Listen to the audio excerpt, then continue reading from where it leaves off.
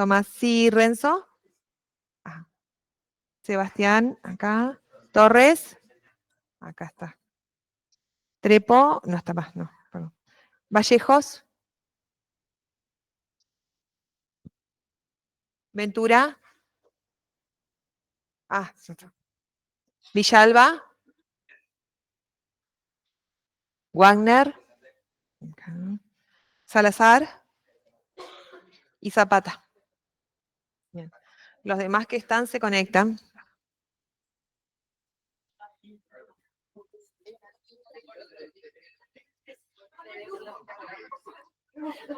Bien, chicos. Empezamos. No te nombré, perdón. Siempre hago lo mismo.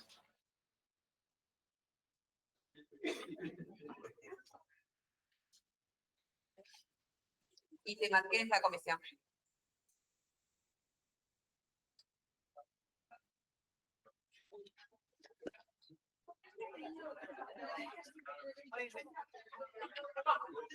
Bien, chicos. Primero, hablando con alumnos que asistieron al hospital ayer sí, tema parcial. Cambiamos fecha porque tienen órtesis ese día. O sea que va a ser el 28, no hay mucho cambio, pero va a ser un día antes, ¿está? 28 a las 8 de la mañana empezamos. Bien. Por lo pronto oral, no sé si va a ser escrito oral después, pero por lo pronto oral va a ser. ¿Tá? No sé si va a ser de las dos o únicamente oral. Bien. O sea que teníamos agendado el 29, es el martes 28. ¿Martes 28? Ujú. Bien. ¿Estamos hasta ahí? La semana pasada que yo viajé, bueno, estaba en un congreso de formación docente, obviamente.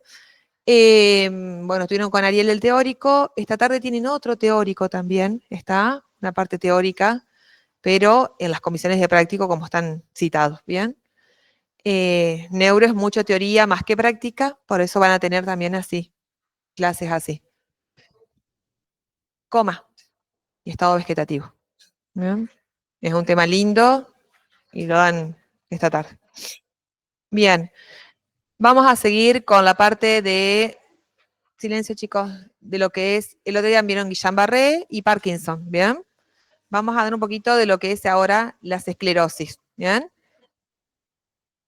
¿Vienen bien con el estudio? ¿Dudas de los temas anteriores? ¿Nada? ¿Viene todo bien? Perfecto. Bien. Hoy están revueltos. Llega la primavera y es... ¿Empezamos? Si empezamos, si no se van a ir a las 3 de la tarde, así que empecemos. Bien, bien chicos. ¿Vieron esclerosis múltiples en alguna materia? ¿No se acuerdan? ¿En patología médica? ¿En algo? Sí, vieron algo. Bien, bueno. Vamos a hacer un repaso entonces, a ver si vieron todo. ¿Bien? Bien, ¿qué es la esclerosis múltiple? Es una enfermedad desmielinizante, se dice, del sistema nervioso central. No se olviden de esto recalco. ¿Bien? Porque después, si no saben esto que afecta, es cuando le erran en los tratamientos kinésicos. ¿Bien? Se da más en mujeres entre 20 y 40 años. ¿Tá? La etiología es desconocida, pero está aceptada ya como una enfermedad autoinmune. ¿Bien? Porque todas las complicaciones que aparecen a la larga en el progreso de la enfermedad, que son muchos años, ya vamos a ver, son afección de otros sistemas o órganos. ¿Bien? También tenemos que saber que es una enfermedad que la persona puede llegar a vivir 25 o 30 años con esta enfermedad y por lo tanto tiene accesos de gravedad que no son todo el tiempo periódicamente, sino que pueden ser de acuerdo a meses o años que aparecen estos abscesos, que son la sintomatología que presenta el paciente. ¿Bien? ¿Qué pasa en cuanto a la fisiopatología? Sabemos que la mielina es atacada, por lo tanto, ¿qué pasa? Hay un trastorno en la conducción de todo el impulso nervioso por los nervios, ¿tá? Por donde va el impulso. ¿Qué pasa con el progreso de la enfermedad? Esta desmielinización se hace más grave y se produce directamente un bloqueo en la conducción. ¿Mm?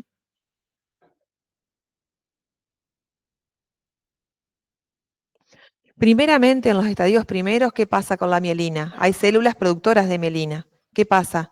Se altera la mielina, hay una alteración, hay una desmielinización, pero ¿qué pasa? Estas células producen de nuevo mielina y se hace la remielinización.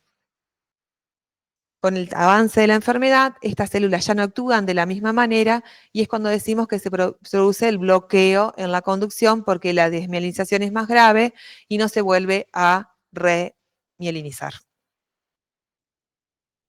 ¿Qué pasa a lo largo? Se produce la gliosis, que la gliosis es la proliferación de tejido neurogliar. ¿Qué pasa con eso? Que es lo que vemos en las imágenes cuando hacemos los estudios complementarios. Empiezan a aparecer cicatrices gliales o placas, ¿bien? Que es lo que manifiesta la enfermedad, y ahí sí es cuando se interrumpe del todo la conducción nerviosa. ¿Bien? ¿Cómo se manifiesta esto en el cuerpo? Ahora vamos a ver las manifestaciones clínicas que pasan por no haber esta conducción. ¿Vamos hasta ahí? ¿Sí? ¿Vieron que yo se lo estoy contando como un cuentito? Bueno, así quiero que lo estudien, porque después se olvidan de las cosas. No se tienen que ir con el progreso, cómo va la evolución de esto. Es fácil, se lo simplifico. No los meto en palabras raras ni nada. Bien, porque sé que le cuesta neurología. Tenemos que saber, antes de saber las manifestaciones clínicas, los factores que exacerban la enfermedad. ¿Por qué aparece más esta sintomatología o por qué se puede agravar? ¿Tá? Una es la condición general del paciente. ¿Qué salud general tiene? Sabemos que en toda patología, si tenemos problemas asociados de un paciente obeso, con hipertensión, diabético, con antecedentes de otra patología, se va a agravar más su esclerosis. Si es una persona joven, saludable, que de repente empieza con una esclerosis múltiple, va a tener mejor pronóstico que el otro paciente. ¿Se entiende? Las infecciones virales o bacterianas pueden agravar todo lo que es la enfermedad. ¿Ah? Son pacientes que están disminuyen la parte autoinmune, ¿está? Entonces son propensos a infecciones o a bacterias. Alguna enfermedad asociada a algún órgano importante, como pulmón, corazón, hígado, ¿está? Que puede llegar a agravarlo. El estrés, el estrés agrava la enfermedad también, que puede surgir por cambios emocionales, como ya sabemos.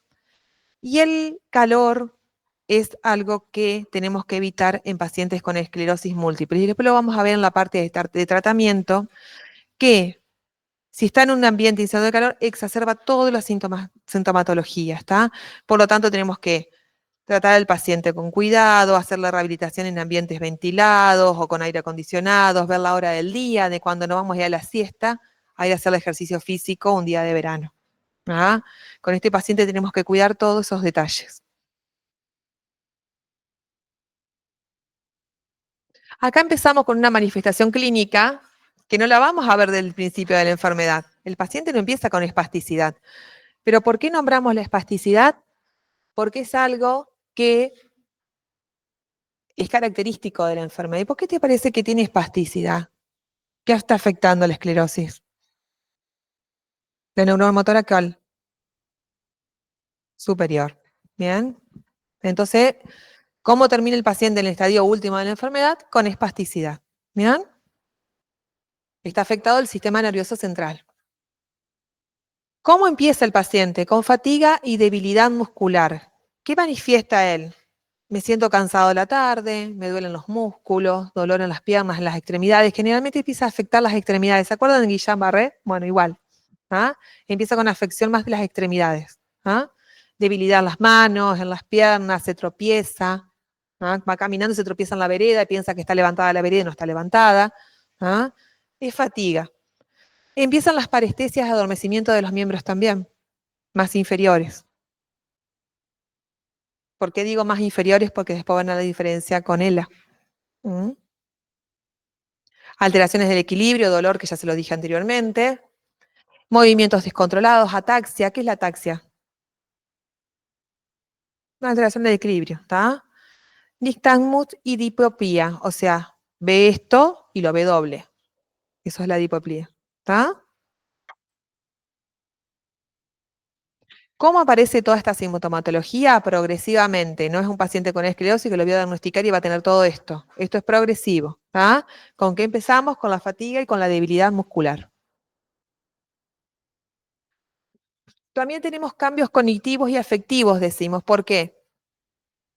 Ustedes saben que un paciente con esclerosis, más hoy con internet, empieza a leer mucho sobre la enfermedad, apenas me diagnostican. ¿Y qué voy a leer? Crónica, no tiene cura, muerte a la larga y todos los déficits. Entonces empiezan con trastornos emocionales, afectivos, depresión, un montón de cosas, pero son emocionales de acuerdo a que ya saben lo que le está sucediendo, ¿está? Es por eso que pasa esto. También se acuerdan que hablamos del sistema autónomo. También afecta el sistema autónomo, ¿está?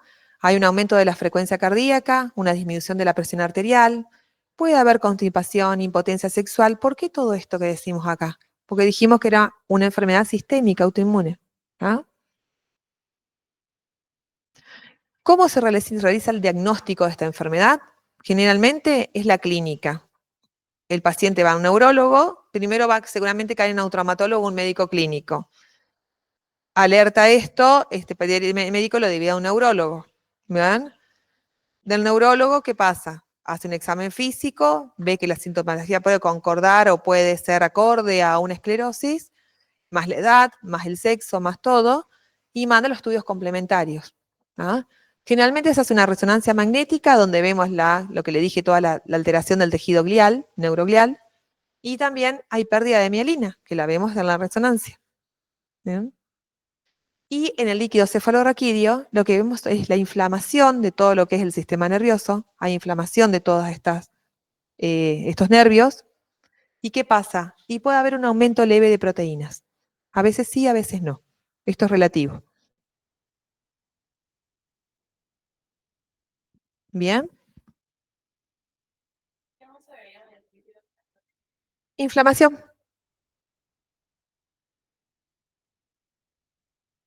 porque la esclerosis múltiple está caracterizada por inflamación, se dice así, inflamación del sistema nervioso central. Ustedes saben que está afectando toda la parte de conducción, de nervios, de axones, y ahí vemos la inflamación, ¿está? Dentro del tratamiento médico, sabemos que hay fármacos, es una inyección que hay, que se la colocan los pacientes una vez al mes y que hace que detenga la progresión de la enfermedad. Es una medicación muy cara, pero detiene, chicos. ¿Tá? Hace que el paciente empiece a tener ese déficit motor un poco más lento de lo que puede llegar a ser si no tiene ese fármaco que se le administra. ¿No? A la vez, tenemos que ver toda la medicación que puede llegar a necesitar para todos los síntomas asociados, para su espasticidad, para su temblor, para su ataxia, para su dolor, ¿tá? Todo lo que puede llegar a utilizar que se lo va a indicar el médico. Bien, de acuerdo a la sintomatología del paciente, por lo tanto nunca va a ser igual para todos. Sí, esto, lo primero, bien, para enlentecer todo el progreso de la enfermedad. Como les decía hoy, solo un pequeño porcentaje muere por la enfermedad. Generalmente el 75% de los pacientes sobrevive más de 25 años. ¿Ah? Y su causa de muerte siempre es por otras complicaciones infecciosas, renales, pulmonares, ¿está? No es por la misma enfermedad. Es el deterioro propio de la persona con un trastorno neurológico.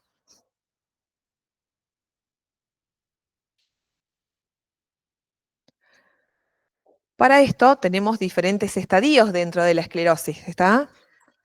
Diferentes estadios como yo me entero que tengo una esclerosis y me dice ella mañana, tengo una esclerosis múltiple. A simple vista, ¿ustedes ven que tiene una esclerosis múltiple?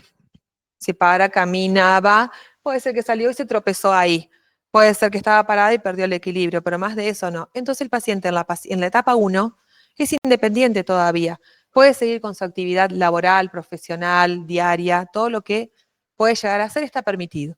¿Vean? Ella sabe que tiene un diagnóstico, pero bueno, sigue con su actividad normal. ¿Vean? En la segunda etapa ya es una etapa de semidependencia. Ya empieza con la aparición leve, ¿tá? Pero ya de los síntomas neurológicos que vemos como en las manifestaciones clínicas antes, que puede haber. Más que parálisis, parecias o adormecimientos, ¿tá? Trastornos del tono, incoordinación, pérdida de equilibrio. ¿Ah? Todo eso aparece en la etapa 2, de manera leve. ¿Qué pasa en la 3? Ya el paciente es dependiente porque tiene que estar ya en una silla de ruedas porque no puede caminar por sí solo. Entonces acá, ¿qué pasa? Tiene la misma sintomatología que en la etapa 2, pero mucho más intensa y ya empieza a afectarse la parte vestibular también, ¿está? y cerebelosa. O sea que sus trastornos son un poco más graves. Y en la etapa 4, que es la última, el paciente ya está en cama. ¿Ah? Los cuidados acá ya son trastornos ya hasta de esfínteres, tenemos que usar elementos ortopédicos para como camas o andadores o bastones o sillas de ruedas, todo. Generalmente el paciente ya no camina. ¿Ya? No. Es como toda patología, como siempre les digo, el tratamiento en neuro varía de acuerdo a cada persona. Ellos dos tienen esclerosis y él va a tener una manifestación clínica, él va a tener otra, él va a estar pasando por una etapa que va a durar 3 meses, él va a durar un mes. ¿Ah? Es siempre diferente. ¿De qué depende eso, le parece a ustedes? Aparte del progreso de la enfermedad. ¿De la qué es? Del estilo de vida, de, ¿qué dijimos el primero? De la salud general del paciente. Y también de la parte psíquica, de la voluntad del paciente. Acuérdense que acá sí, yo digo siempre, la fe mueve montañas en patologías así neurológicas, que también es de la predisposición. Digamos, le pueden diagnosticar mañana esclerosis, el paciente se deprime y se entrega. Y hay otros que dicen, yo voy a vivir. ¿Ah? Y de eso depende también la evolución. Es muy psíquico, más allá del progreso que es deterioro que ya no podemos evitar. Ujú. Y si no tenés alguna complicación anterior que te puede llegar a morir por otra cosa, digamos que puede llegar a fallecer por una complicación renal, pulmonar, que haya tenido otra patología asociada, ¿se acuerdan que yo les dije algún órgano, gran órgano afectado? Llegan en la última etapa. Puede ser que no, por otra causa asociada, no por la patología.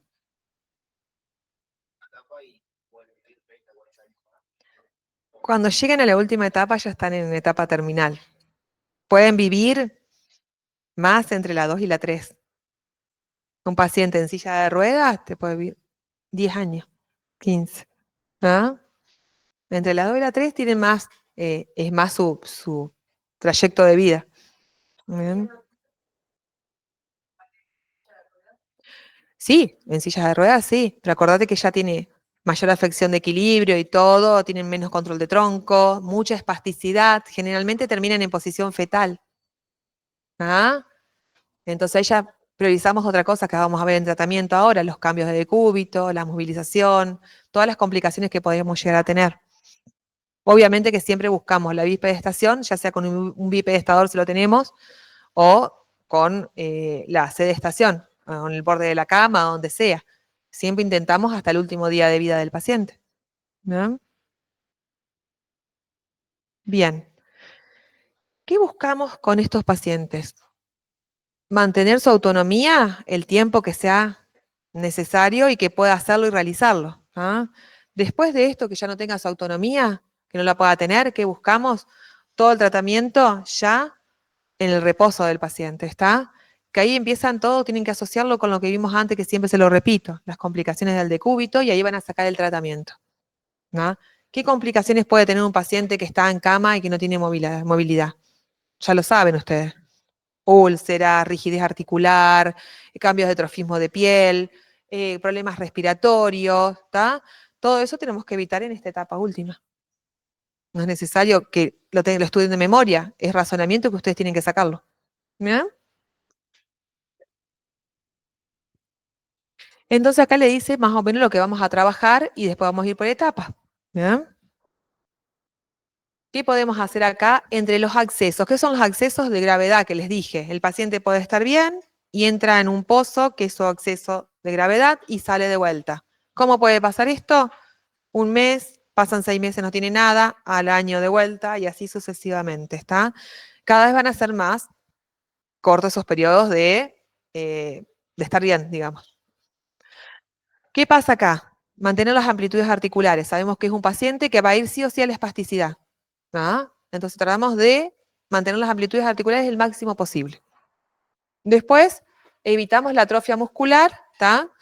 Y desarrollamos toda la parte de suplencia muscular, ya voy a decir por qué dice esto, con Bobat. Bobat, que los tiene trastornado Bobat. Bien. Y Cabat. No. Bien, es lo más lindo que puede haber en la vida. Se los digo así cuando lo entienden. ¿Mm? Bien, ¿por qué evitamos las atrofias musculares? Porque el paciente empieza a moverse menos. ¿Ah? El músculo se empieza a deteriorar porque ¿qué disminuye? Toda la conducción nerviosa, por lo tanto, vamos a tener músculos que empiezan a no funcionar o a funcionar más débilmente. ¿Bien? Entonces, ¿qué pasa? ¿Por qué trabajamos con boba? Vamos a razonar boba también acá. La globalidad, muy bien. ¿Qué más?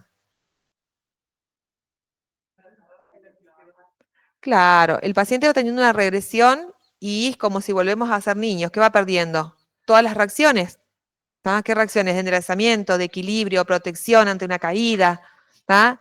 Entonces nos tenemos que empezar a trabajar desde el neurodesarrollo. ¿Y por qué boba? Porque trabajamos una patología espástica del sistema nervioso central. ¿Bien? Entonces siempre vamos a trabajar con el señor, la señora, es una señora, del concepto boba. Bien, ya vamos a ver cómo después. Mantenemos el trofismo de los tejidos. ¿Cómo les parece que podemos mantener el trofismo de un tejido? Quiero que piensen nada más. Movimiento, activo circulación. ¿Ah? Puedo hacer un masaje. Hidratando. ¿Ah? Muy bien. También. Todo. La elongación ya la asociaría a la parte de amplitud articular. ¿Ah? Vamos ahí, pues lo asociamos ya con músculo, articulación, todo el sistema osteomioarticular. Caminar el mayor tiempo posible, mayor independencia del paciente, se entregan.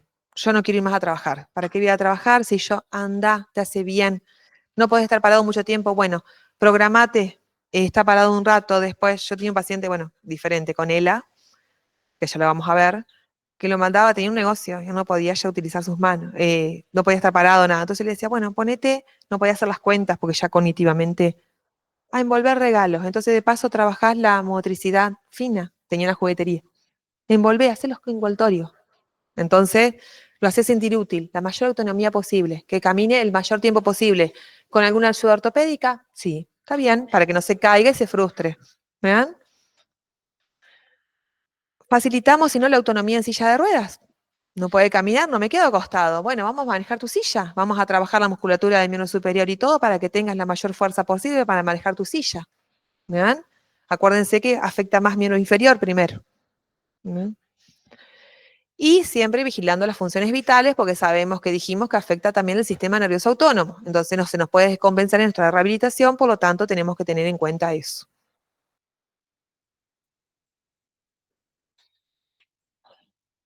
Bien, sabemos que es un paciente que se fatiga muchísimo, por lo tanto tenemos que respetar sus tiempos de descanso. No es como un paciente hemipléjico que yo voy y le digo, hoy vamos a hacer mañana y tarde rehabilitación para... No, es un paciente que se fatiga. Entonces, una vez al día está bien, mirando siempre la hora del día, como dijimos, la temperatura, ¿está? Tenemos que ver toda la parte de ergoterapia. ¿Qué es la ergoterapia? No, no, la ergoterapia está relacionada más con todo su mobiliario, su casa, toda la parte ergonómica, ¿está? Toda la parte que tenemos que adaptar en su casa para que él se pueda hacer independiente. ¿Qué pasa? Tengo una casa que la señora le encanta tener 1000 muebles. Señora, sáquelo porque uno no puede manejarse con la silla. Entonces lo llevan a todos lados a UPA o alzado en la silla uno porque él no puede manejarse solo. Vamos a darle la mayor independencia. Los kinesiólogos hacemos eso porque somos los que estamos más al lado del paciente. ¿No? Que tenga al alcance todas las cosas para que él pueda ser independiente. ¿Quiere cocinar? Bueno, vamos a dejarle la batidora al alcance de él, no en la estantería ya. Entonces vamos siendo útil el paciente, ¿no? Dando utilidad. Bien. Tratamiento estadio 1 y 2. ¿Se acuerdan de estadio 1 y 2 que decía? El independiente y después empezaba con algunas de las manifestaciones neurológicas más leves, ¿está? Entonces, ¿qué trabajamos acá? Primero tenemos que evaluar qué trastornos motores tiene, cerebelosos tiene, vestibulares, la parte sensitiva, la parte psíquica, ¿está? Todo tenemos que evaluar acá. Para empezar, cómo nos enfocamos en este estadio en el tratamiento. ¿Por qué? Porque no sabemos en qué etapa está, cómo está en esta etapa. Él puede estar en el estadio 1 y estar en muchas mejores condiciones que ella está en el estadio 1 también. ¿No? Sí. ¿Se entiende eso? Bien. Podemos hacer masajes estimulantes, ¿para qué? ¿Qué dijimos hoy que está afectado? el trofismo de la piel, la parte circulatoria. Crioterapia es muy bueno para los pacientes, ¿está? Sabemos que el calor exacerba los síntomas. Bueno, hagamos crío. ¿Bien? Baños fríos, podemos hacer hasta tratamiento en pileta si tenemos posibilidades. ¿Bien? Bobat, trabajando las posturas simples. ¿Ah? ¿Qué son las posturas simples? El sentarse, el pararse, el poder, eh, claro, comer, todas las actividades simples de la vida, ¿está? Mediante la inhibición. ¿Ah? ¿Qué dijimos que hace Bobat? Facilita un patrón normal de movimiento inhibiendo los patrones anormales. ¿Ah? Parece un trabalengua, pero después lo vamos a ver en la práctica.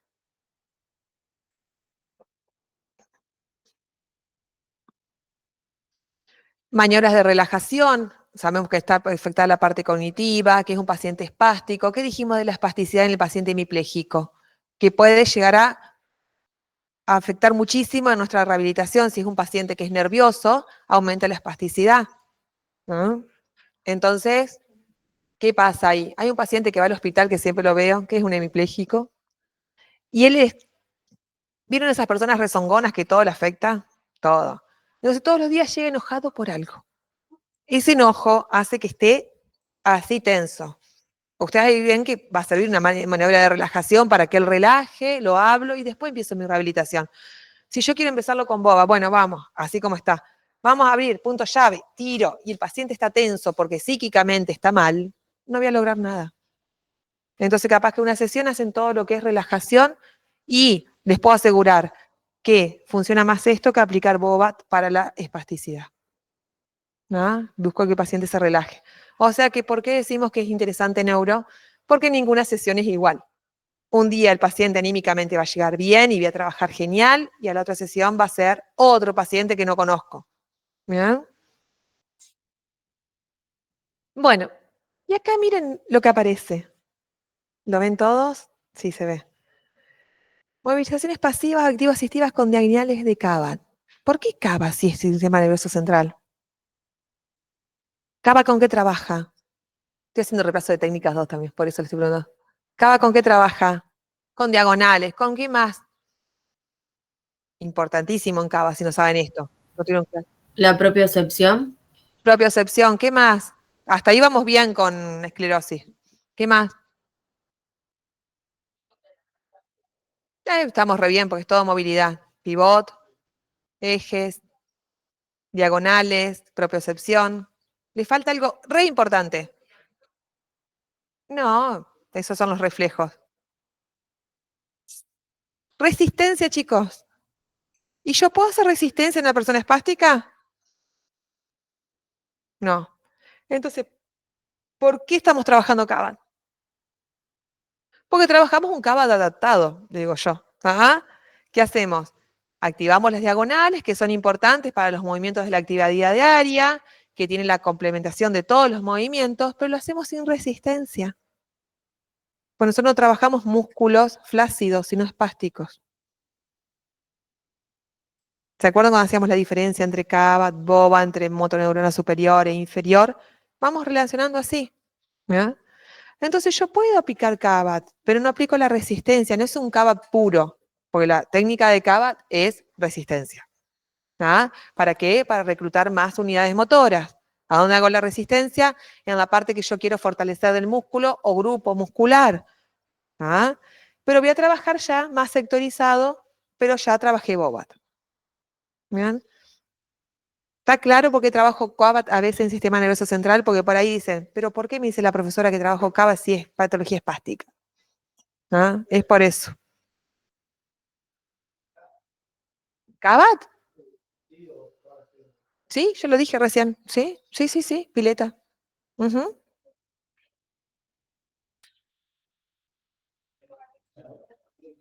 Bien.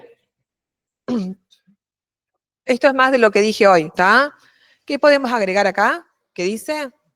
Es toda la parte de trabajo vestibular o del sistema cerebeloso, ¿no? Una vez que hice un curso de vestibular, nos pasó que nos preguntaba el profesor que por qué trabajábamos siempre en planos con desequilibrio. ¿Por qué agarro una tabla y subo un paciente?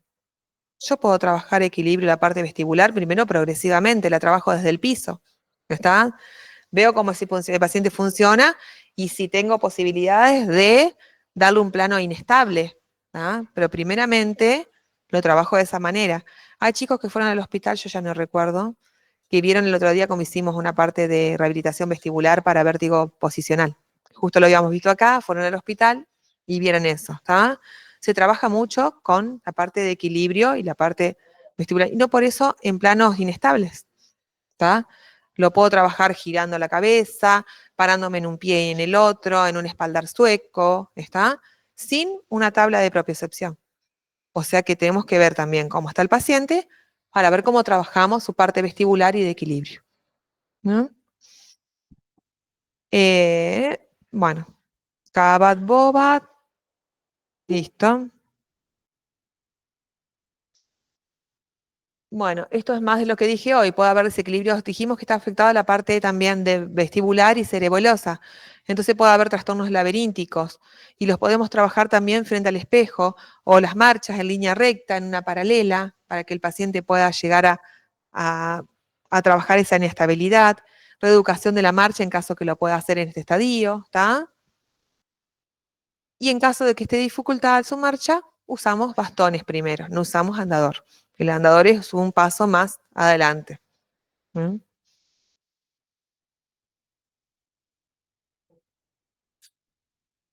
Estadio 3 y 4, que ya sabemos que el paciente ya no tiene independencia, que está más o en silla de ruedas o en cama. ¿Bien? Acá, si ven, estamos hablando de todas las complicaciones del decúbito. ¿Mm? Pueden haber trastornos circulatorios, trastornos respiratorios, ¿ah? Disminuye todo el movimiento de la musculatura también respiratoria, por lo tanto va a empezar a acumular secreciones, más la posición. Por eso tenemos que evitar tanto el reposo. ¿Por qué? Porque ahí aparece los trastornos de presión ortostática, un montón de cosas que tenemos que evitar. Por lo tanto, la verticalización, mientras lo podamos hacer, es indispensable. ¿Bien? Si lo tengo parado, agarrado de dos personas, al costado de la cama, 10 minutos, sirve. Ya sirve. No quiere decir que camine. Lo paro y lo sostengo yo. ¿Pero qué estoy buscando ahí? Que el paciente esté en otro plano, no que tenga fuerza muscular. ¿No? Movilidad pasiva ya, en casos más avanzados. Si la puedo hacer activa, perfecto. Si no pasiva, de los miembros, ¿está? Masajes circulatorios, acuérdense que también podemos tener cambios tróficos o algún tromboembolismo, ¿está? Entonces tenemos que tener ese cuidado, por eso es la movilización y el masaje circulatorio. Y medias elásticas antitrombóticas, ¿bien? En casos más avanzados de mucho reposo. ¿Qué ustedes asocian esto? No es de la enfermedad, estos son cuidados de la complicación de decúbito. ¿Ah? Bien. Enseñarle al paciente todo lo que es la movilización y cómo puede ser más independiente, tanto en la cama o como en la silla de ruedas, ¿está? Cuidar las posturas. Es un paciente que va a empezar con espasticidad y va a adoptar a la larga una posición fetal. ¿Y por qué cuidamos la postura y hacemos los cambios de decúbito y todo lo que decimos? ¿Por qué motivo? Úlceras.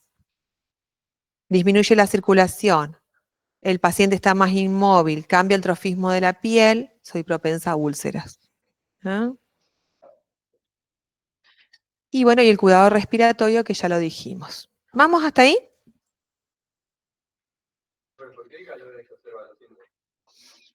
No está estudiado eso.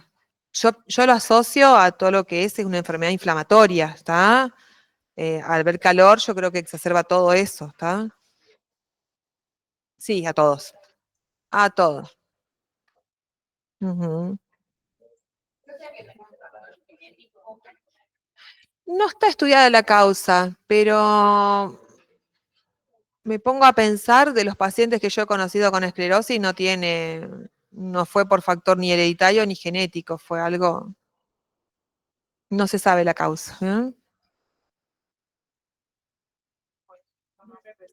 como en Guillain-Barré. Hay que buscar estudios, no sé. Vieron lo que es Guillain-Barré también, es tan variado que... Bien, vamos a ELA, ¿bien? Esclerosis lateral amiotrófica. Es una esclerosis también, ¿ah? Pero acá no hay desmielinización como la esclerosis múltiple. Acá hay una degeneración del sistema nervioso central, ¿ah? Pero se asocia a lesiones periféricas. Entonces decimos que es una enfermedad del sistema nervioso central, pero tiene un comportamiento mixto, porque también tiene una lesión periférica de las motoneuronas periféricas, del asta anterior de la médula espinal y también lesiones piramidales que afectan los cordones laterales de la médula. ¿Ah? Pero ¿qué pasa con esto? Se degenera. ¿Ah? ¿Qué pasa en la esclerosis múltiple? Hay una desmielinización. En esta hay una degeneración y afecta no solo a la neurona motora central, sino también a la periférica. ¿Vamos hasta ahí? Pero si me preguntan desde dónde la encuadramos, es como una patología del sistema nervioso central. ¿Bien?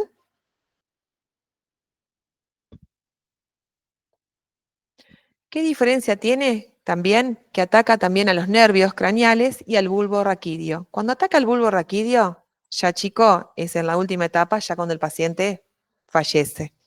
¿Qué hay en el bulbo raquídeo? El centro respiratorio. Bien.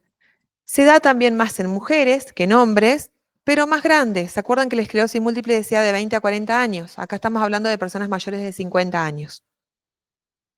Etiología también desconocida.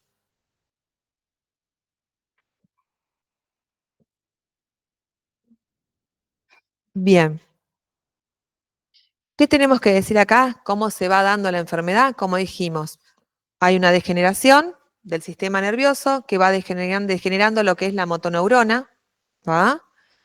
Y que con el progreso de la enfermedad perdemos hasta un 50% de todo lo que son las unidades motoras. ¿Bien? ¿Y qué pasa con la pérdida de esto? ¿Qué va a pasar acá? ¿Qué les parece? Se lo dice más al medio también. Pierde la movilidad y la fuerza. ¿Qué es lo principal? ¿Por qué yo hago resistencia en el músculo con CABA, por ejemplo? Para reclutar más unidades motoras. ¿Y para qué sirve ese reclutamiento de unidades motoras? Para que yo tenga más fuerza, ¿ah? Y recuperar el tono del músculo. Pierdo unidades motoras, ¿qué pasa?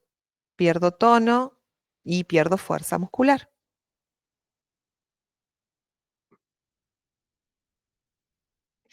¿Qué pasa al principio de la enfermedad? Los axones que hacen reinervan, ¿tá? Y se va manteniendo la función. Lo mismo que pasa en la esclerosis múltiples. A lo largo ya no.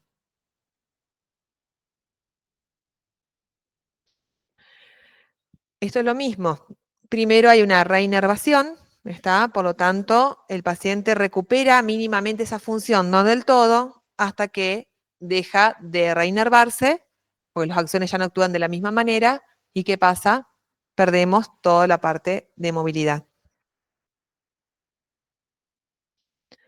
Es una enfermedad que tiene un pronóstico de vida de 3 a 4 años. A ver, esto dice la bibliografía. Conozco personas que hace 10 años tienen ELA y viven. ¿Ah? No hay tratamiento que la cure. Conozco a personas jóvenes con ELA que han recorrido el mundo buscando tratamientos innovadores y no la hay, ¿está? Pero sí disminuir un poquito el progreso y el cuidado del paciente y su estado general de salud también va a afectar en el progreso. Pero generalmente, según la bibliografía, son 3 o 4 años de pronóstico de vida. ¿No?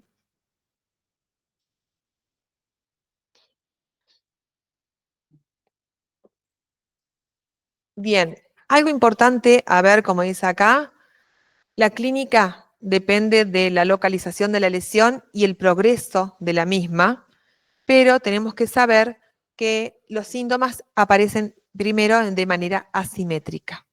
Y ahora vamos a ver cuál es la manifestación clínica. En la esclerosis múltiple, yo siento debilidad de los dos miembros inferiores, adormecimientos, hormigueos, parestesia, ¿está? Acá empieza de manera asimétrica. Generalmente, ¿se acuerdan que le dije que en la esclerosis múltiple afectaba más los miembros inferiores? Acá empezamos más con debilidad muscular en miembros superiores. También inferiores, pero generalmente es más superior.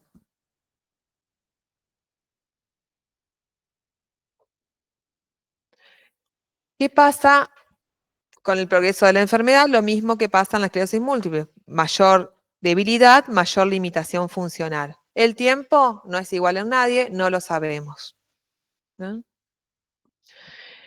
¿Qué pasa con la lesión periférica? También pierde el control de la cabeza. Ustedes ven, ¿han visto pacientes con ELA que tienen las sillas especiales con control cervical y apoyo cervical? No me sale el apellido de este político que tiene el Bullrich. ¿No? ¿Ven su silla? Y van a ver el ayuda habla también. ¿Por qué? Después lo vamos a ver, ¿está? Entonces, la lesión periférica es la responsable de eso, que pierda el control de la cabeza, ¿está? De la musculatura extensora, ¿no? Bien. Bueno, esto es lo mismo que le dije. Lo que pasa después con miembros inferiores, que la debilidad como se ve, pero primeramente está en la parte superior.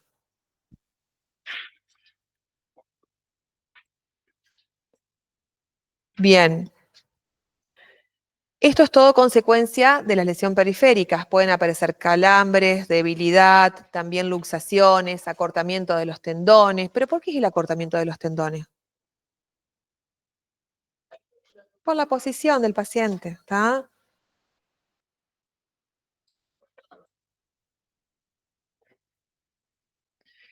Y acá van a ver el comportamiento mixto. ¿Qué pasa con la lesión periférica?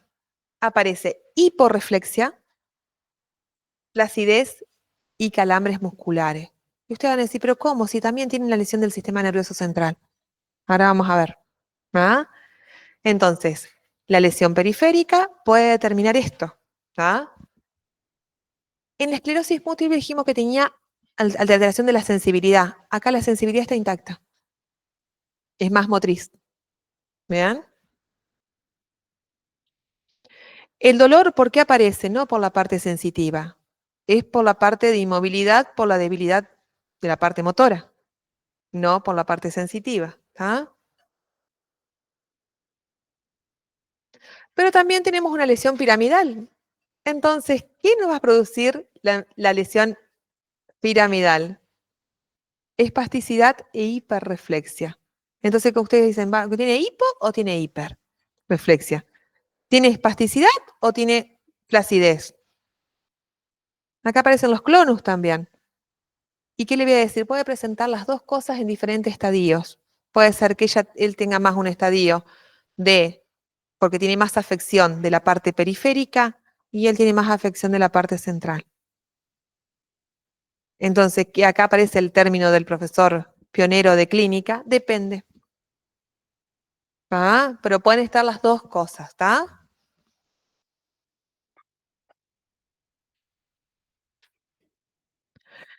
A medida que avanza la enfermedad, la parte piramidal de hiporreflexia y todo disminuye y predomina más la parte de la lesión periférica.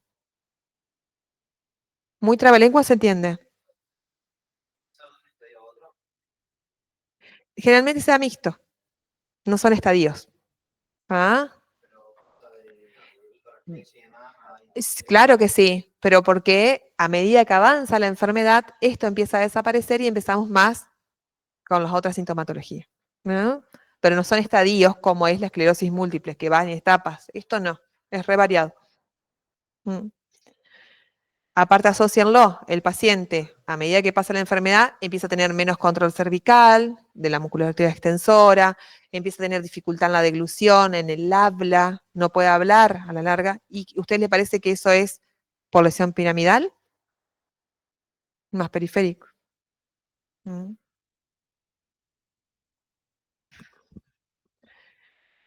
Tenemos la lesión vulvar, que dijimos afecta pares craneales, nervios craneales y el bulbo. No quiere decir que cuando llega el bulbo me muero. Primero tenemos otras manifestaciones clínicas hasta que pueda llegar a afectar el centro respiratorio, como decimos.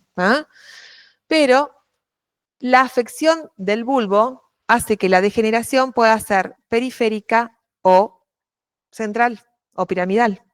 ¿Bien? Es común ver signos mixtos de las dos vías. ¿Cómo empiezan los síntomas iniciales? Dificultad al habla porque la lengua está debilitada, los músculos de la lengua, ¿está? ¿Qué pasa también? Los músculos de los labios, no puede gesticular. La laringe, la falinge también, por lo tanto tiene problemas de deglución. ¿Bien?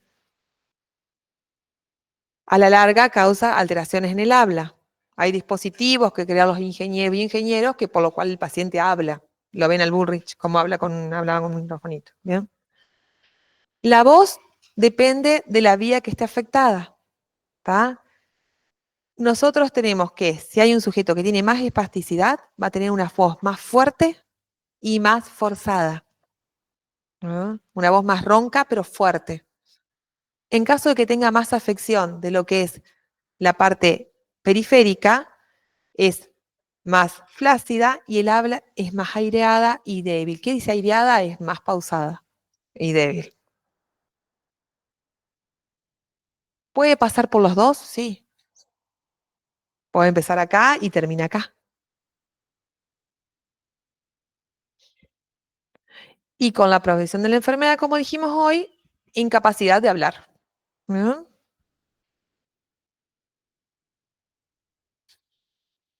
Está claro que esto es por la lesión vulvar, ¿no? Sí. ¿Qué pasa con la parte de la deglución o del tragar? Depende de lo que está afectado. ¿Ah? La parte de espasticidad, ¿tá? Por la lesión piramidal, ¿qué pasa? No coordina la apertura y el cierre de la epiglotis. ¿Bien? ¿Qué pasa? Y a veces son sondas o alimentación vía, ¿sí? Bien. Eso con el progreso de la enfermedad. Primeramente, ¿qué va a pasar? El paciente le va a dar de comer, va a tener dificultad para masticar y cuando traga se puede llegar a ahogar. Entonces tenemos que hacer dietas más líquidas, tenemos que tener esos cuidados, ¿está? Hasta que llega la parte que no va a poder tragar directamente. ¿No? En la parte flácida, ¿ah? ¿Qué pasa? Al no tragar y a tener este componente también de la espasticidad y todo, y tener debilidad muscular, ¿qué pasa? Puede regurgitar el líquido por la nariz. Tomo agua y me sale el líquido por la nariz. ¿Por qué? Por la debilidad faríngea y también tiene la ausencia del reflejo de la tos, el toxígeno. Entonces ahí vamos a tener otra complicación. ¿Cuál es?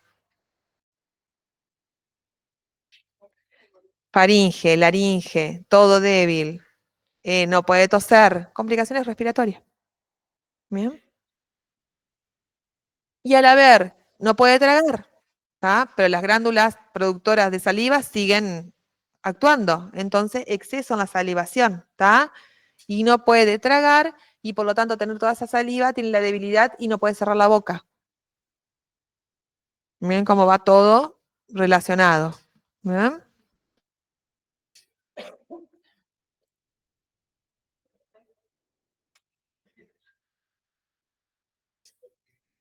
Bien.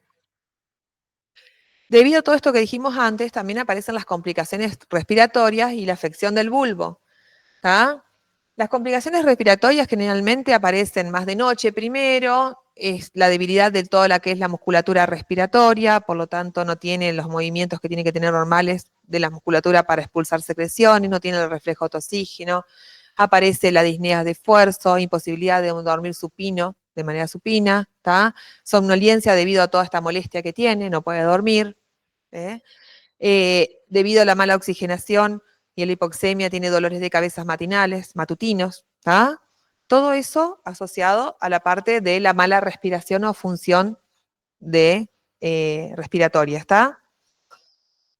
Debido a todo esto, ya el paciente empieza a disminuir toda su capacidad física. No hablo de capacidad física de salir a correr al gimnasio. Estamos hablando de la simple vida diaria, actividad diaria. Bien, acá tenemos alteraciones cognitivas, tanto en razonamiento, comprensión, memoria, ¿está? La dificultad del habla, Todo esto pasa en sujetos que ya tienen la alteración vulvar, ya tienen la afección de la parte del bulbo. ¿Bien?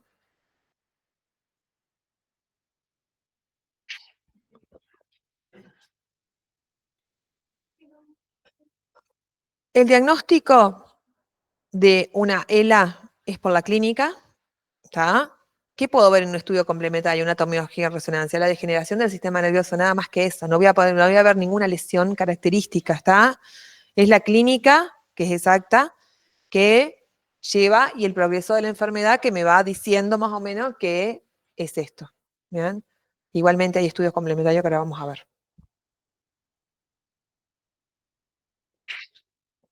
Es importante el diagnóstico diferencial con otras patologías. ¿Ah? Qué rico mate. ¿Qué tiene ese dron burro? ¿Qué es? Boldo. Boldo, ahí está. Bien. Pronóstico favorable no lo hay. Ah, pero ¿qué puede ayudar el pronóstico? Que sea un paciente más joven, ¿bien? Y que afecte las extremidades y no suba tan rápido, ¿ah?, a la parte vulvar y todo, que puede llegar a enlentecer la evolución de la enfermedad. No quiere decir que va a tener cura. No la tiene. ¿Ah?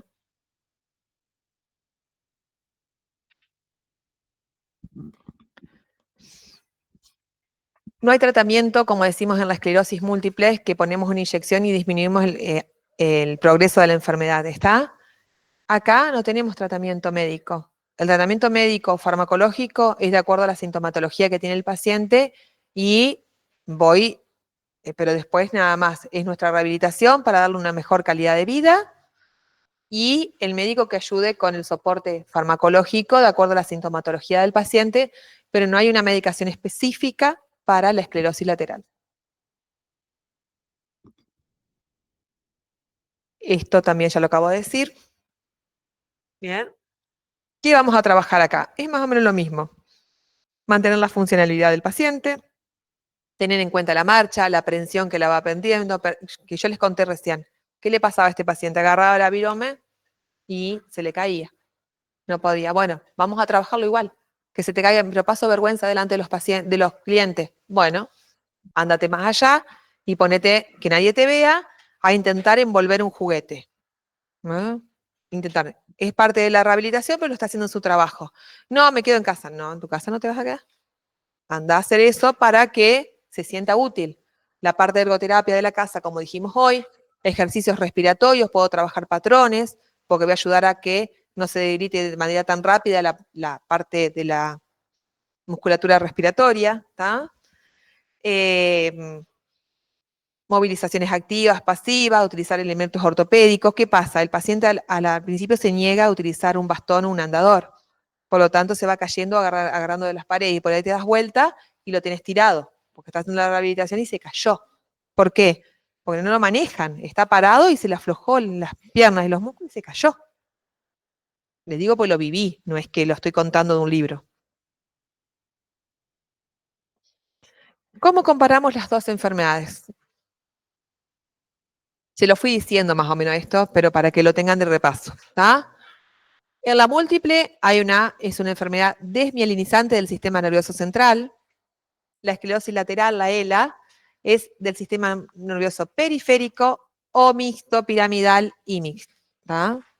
Periférico y central. Múltiple entre los 20 y 40 años, lateral más de 50. ¿Ah? La múltiple, buena expectativa de vida, vive más tiempo. Si bien es una enfermedad progresiva, puede vivir la mitad de su vida. ¿Ah? En la lateral no. Se dan los dos más en mujeres, pero un más grande porcentaje en la ELA. ¿Ah? La expectativa de vida es diferente entre una y otra. Múltiple tiene más expectativa, esta menos expectativas. En la múltiple hay fármacos que pueden modular la enfermedad o enlentecerla. En la lateral, no. ¿Bien? ¿Qué es lo más importante que quiero que saquen de acá? Esto. Porque de ahí va a depender la sintomatología. ¿Bien? Ahí ven una esclerosis múltiple. ¿Qué pasa ahí? Hay un trastorno de conducción. ¿Por qué? Porque hay una desmielinización, ¿está?, en la banda de la fibra. ¿Bien? ¿Qué pasa acá? En la lateral miotrófica tenemos las células nerviosas. ¿Qué pasa con estas células? Se degeneran, van muriendo, ¿está? Entonces, ¿qué pasa? Miren el músculo normal y el músculo después de una ELA, ¿está? Perde músculo, ¿está? Se altera la conducción, ¿pero por qué se altera la conducción? Porque hay una degeneración, no por una desmielinización. ¿Ver la diferencia? ¿Y cómo se diagnostica ELA? Esto es un flyer que apareció, que me parece bien, porque podemos hacer una electromiografía o un estudio de conducción nerviosa para ver toda la función del músculo, ¿está? Podemos hacer una resonancia magnética, que es más para detectar patologías asociadas, un diagnóstico diferencial, si no hay algún tumor, ¿ah? Entonces hacemos ese diagnóstico diferencial para ver si no es la causa de su debilidad o otra cosa y no una ELA. No vemos nada acá, ¿por qué apareció esto? ¿Ah? Análisis de sangre y orina, pero eso es más para posibilidad de otros síntomas que pueden aparecer, alguna infección o algo, ¿está? Una punción normal que me puede determinar un diagnóstico diferencial con una esclerosis múltiple, que ya vimos que había alteración del líquido cefalorraquídeo, acá no, ¿verdad? Y generalmente no se hace una biopsia muscular para ver un análisis del músculo, pero no lo hacemos, ¿está? Es más diagnóstico de la clínica, ¿ven? Es muy característica la clínica de UNELA. Esto es un resumen de lo que dijimos ya, ¿está? Te lo dejo así como estudio que le puede servir de ayuda a memoria, ¿está? 2 de cada 100.000 personas padecen ELA. ¿Mm? Bien, ¿preguntas hasta acá? ¿Les gustó esclerosis? Una pregunta con relación a la... Sí, chicos, silencio. Porque nosotros en Barré vimos que era ascendente. Sí. Ahora es múltiple, que también era ascendente. Son todas casi ascendentes. Todas, todas.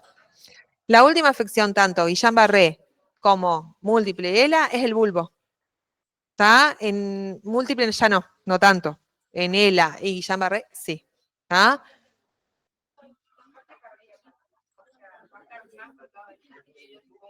Sí, sí, pero no es una manifestación que, la cardíaca, chico, no es una manifestación que sea propia de la enfermedad. Puede aparecer como una complicación asociada de algún otro sistema, pero no. No, no, no. ¿Vean? Generalmente las complicaciones más de la múltiple son por trastornos renales o pulmonares que cardíacos. ¿Vean? Sí. La neumonía, chicos, puede ser una complicación en cualquier patología neurológica. Sí, claro, porque por las infecciones mismas. Ujú, ¿bien? Y la aspirativa, tiene razón ella, por el trastorno de la deglución que tenemos, ¿está? Sí, sí, sí, todo. Bien. Bien, chicos. Quiero que estudien esto. Sé que tienen un montón de estudio. Faltan varios temas.